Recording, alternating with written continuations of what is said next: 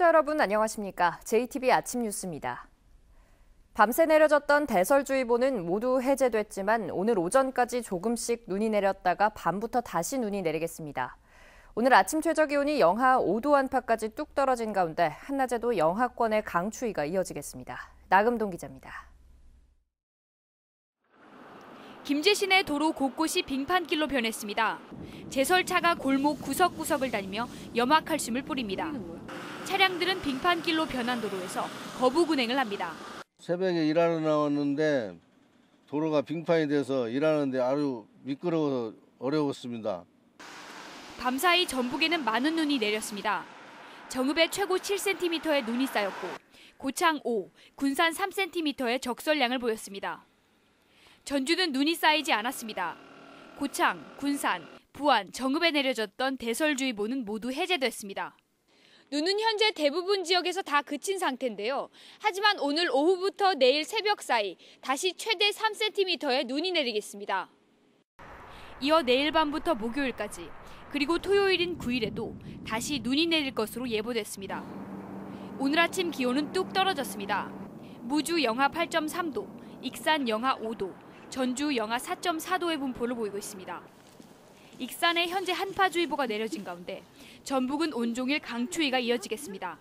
한낮에도 최고 기온이 영하 1도에서 영상 3도에 머물러 온종일 매서운 추위가 예상됩니다.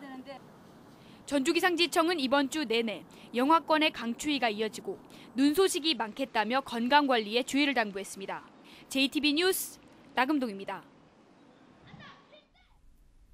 최근 문제가 되고 있는 진안 가위박물관의 대표 유물은 바로 영국 왕이 사용했다는 가위입니다.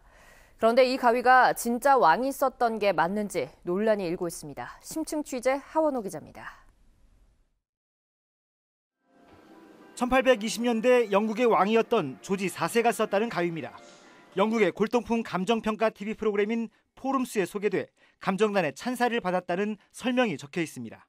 이 말이 사실일까? 영국의 판매상이 인터넷 경매 사이트 이베이에 올린 설명서를 확인해봤습니다. 이 가위를 가지고 포럼스라는 감정평가 프로그램에 출연했지만 4명의 전문가 딜러들은 왕실과의 연관성을 믿지 않았다고 적혀 있습니다.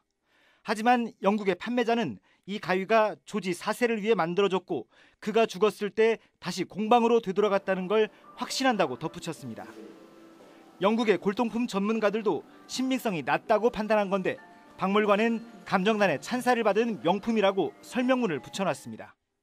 전시업체에서 그렇게 쓴가 본데 그건 제가 찬사를 받았다고 그런지는 알았어요. 전시업체도 결국은 관장님의 자문을 받아서 다 문구들을 만드셨을 텐데. 감수를 안 했으면 제가 책임이 있나요? 전시된 가위 옆에는 조지 4세를 위해 이 가위를 만들었고 그가 소유했다고 적힌 종이 쪽지가 있습니다. 당시 가위를 만들었다는 공방의 후손이 가위와 함께 보관해왔다는 종이 쪽지지만 이 또한 영국에 있는 판매자의 주장일 뿐 확인할 방법이 없습니다.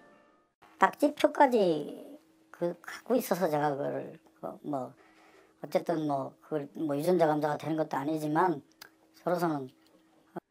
이 씨는 이베이에서 780만 원에 이 가위를 구입한 뒤 전시물 설치업체를 통해 3천만 원을 받고 진안군에 팔았습니다.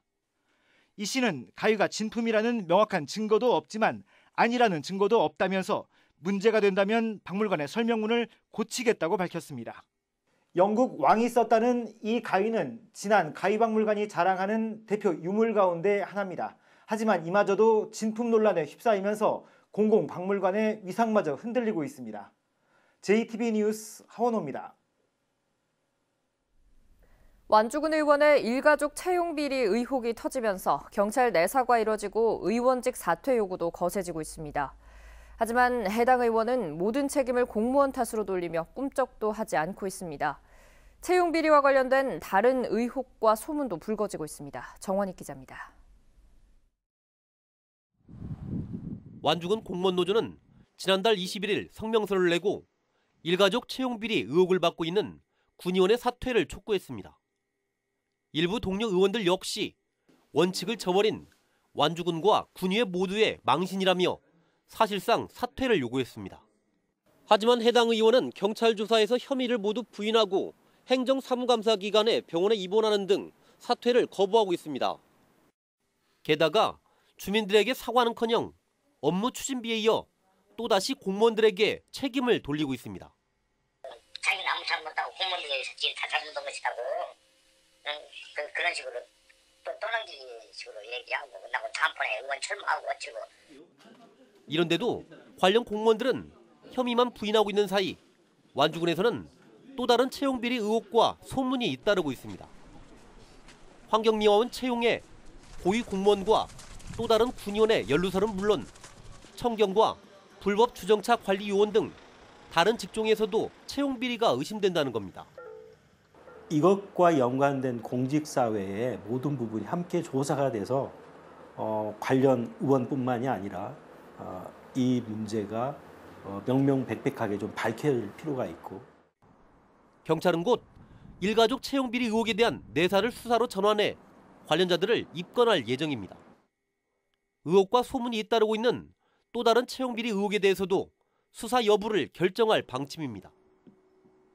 JTB 뉴스 정원익입니다. 서남대 폐쇄를 위한 행정예고 마감 시한을 나흘 앞두고 새로운 인수자가 나타났습니다. 한 차례 인수 협상에서 탈락한 부산의 온종합병원이 정상화 계획서를 제출했는데요. 교육부가 어떤 판단을 내릴지 주목됩니다. 조창현 기자입니다. 서남대 폐쇄를 위한 행정 예고 기간은 오는 7일까지입니다.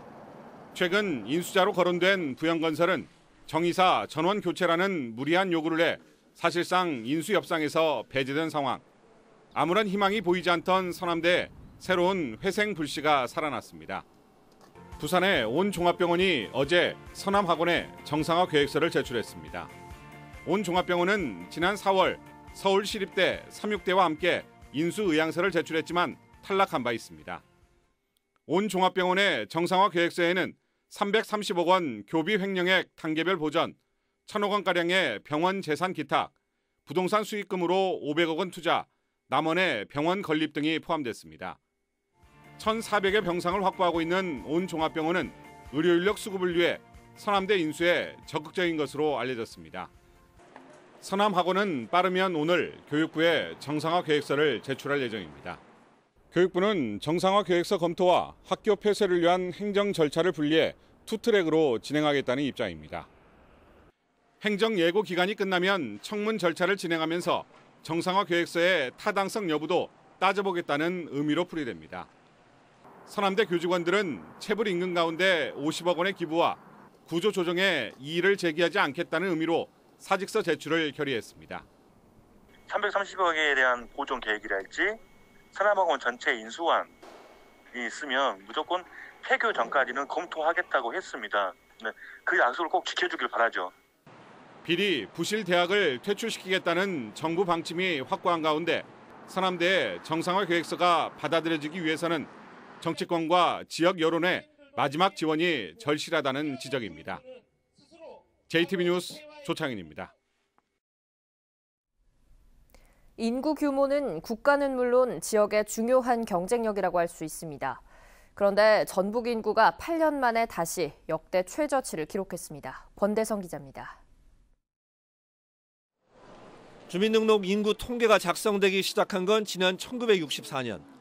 전북 인구는 1966년 252만 3,700명으로 최고를 기록한 뒤 줄기 시작해 2000년에 200만 명이 무너졌습니다. 2009년에는 185만 4,500명으로 역대 최저를 기록했다가 급기야 8년 만인 지난달 최저치를 갈아치웠습니다. 올 들어 전북 인구는 지난해 말보다 1만 명 이상 줄었습니다. 최근 10년 새 가장 큰 감소폭입니다. 저출산과 일자리를 찾아 떠나는 청년 인구 감소가 주된 원인으로 꼽힙니다. 올 들어 전북의 신생아 수는 1,637명으로 지난해 같은 기간보다 1,339명이 적습니다. 15세 이상 29세까지 청년 인구도 33만 4천 명으로 전체 인구의 18%에 불과합니다. 청년 인구 집계를 시작한 지난 1993년 60만 4천 명보다 27만 명이 줄어 같은 기간 전체 인구 감소폭보다 컸습니다. 전문가들은 출산 장려 정책의 틀을 벗어나 지역의 장기적인 인구 변동과 영향을 분석해 전북만의 인구 정책을 세워나가는 일이 필요하다고 강조합니다. 지방의 인구가 돌아가는 모습이 중앙의 인구 돌아가는 모습이랑 같을 수가 없거든요. 뭐 복지 혹은 보건 이런 분야에서 그냥 곁다리로 하는 형식이었어요. 근데 이제부터는 인구만을 좀 바라보고 그걸 가지고 미래를 기획할 수 있는 전담팀이 반드시 마련되어야 합니다. 실제로 경기도는 자체적인 인구 정책 수립을 위해 전담 부서를 설치하고 인구 정책 자문관까지 유촉했습니다. 하지만 전라북도는 전담 부서를 두지 않고 있습니다. 인구수가 곧 경쟁력인 시대, 전북 인구가 한없이 줄어드는 상황을 느긋하게만 바라보는 건 아닌지 되돌아볼 때입니다. JTB 뉴스 권대성입니다. 부안군이 저출산을 극복하는 우수 자치단체로 뽑혔습니다. 남원의 어르신들에게 체조를 가르치는 싱싱생생 건강교실이 3개월의 일정을 시작했습니다. 시군 소식 김철 기자입니다. 정부의 저출산 우수시책 경진대회에서 우수단체로 뽑힌 부안군이 국무총리 표창과 특별교부세 8천만 원을 받았습니다. 부안군은 대학생 반값 등록금 지원과 임산부 산전 기형아 검사 지원 등에서 높은 평가를 받았습니다. 부안군은 인구 절벽 해소 및 저출산 극복을 위해 전국 최초 반값 등록금 지원 등 중장기적인 인구 정책 종합 발전 전략을 수립해 다양한 시책을 추진하고 있습니다. 전문 체조 강사가 매주 2차례에 걸쳐 1시간씩 건강 체조를 실시하고 실생활 속 나트륨 줄이기와 성인병 예방을 알려주는 남원의 싱싱생생 건강교실이 시작됐습니다. 남원시는 내년 3월까지 읍면동 245곳을 돌며 어르신들의 건강을 증진할 계획입니다. 높은 호응과 만족도로 싱싱생생 건강교실을 운영하는 만큼 많은 어르신들이 참여하여 추운 겨울을 활기찬 운동으로 건강하게 보내시기를 바랍니다. 귀농 귀촌 인구가 1,120명으로 크게 늘어난 무주군에서 역지사지 어울림 한마당이 열렸습니다. 귀농 귀촌인들과 지역 주민들은 마당극을 즐기고 강연을 들으면서 서로를 이해하고 함께하는 공동체를 만들자고 다짐했습니다. JTB 뉴스 김철우입니다. 전라도와 도내시군이 잘못된 재정 운영의 페널티로 55억 원의 지방교부세 감액 조치를 받은 것으로 나타났습니다. 전라도의회 허남주 의원에 따르면 전라도는 사업비를 인건비로 집행했다가 감사에 적발돼 3억 7천만 원의 지방교부세가 감액됐으며 군산시는 9억, 전주시는 8억, 완주군은 7억 원이 감액됐습니다. 반면 인센티브는 14억 원을 확보해 결과적으로 41억 원의 교부세가 줄었습니다. 허남주 의원은 이 같은 감액 규모는 서울시의 84억 원, 세종시의 74억 원에 이어 세 번째로 크다며 보다 철저한 재정 운영을 촉구했습니다. 전주 등 3개 시군의 중소기업 공동 직장 어린이집 설치가 추진됩니다. 전라도는 전주시와 고창군, 익산시, 그리고 근로복지공단과 협약을 맺고 전주 정보산업진흥원과 익산 국가식품클러스터, 고창 복분자 클러스터의 한 곳씩 중소기업들이 공동 운영하는 직장 어린이집을 만들기로 했습니다. 중소기업 공동 직장 어린이집은 전주에 2곳, 김제에 1곳이 운영되고 있습니다.